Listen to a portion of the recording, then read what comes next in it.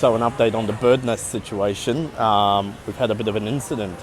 A Kookaburra attacked the birds and tried to get in underneath the dove to get the babies out. The mum or the dad defended the nest really well, and so it's successfully defended. And I had Mark go over there and check to make sure the birds are still all right. So everything's good.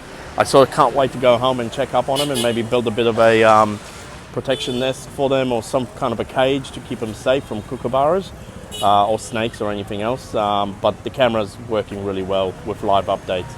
So here's the video, and yeah, I'm glad everything's all right.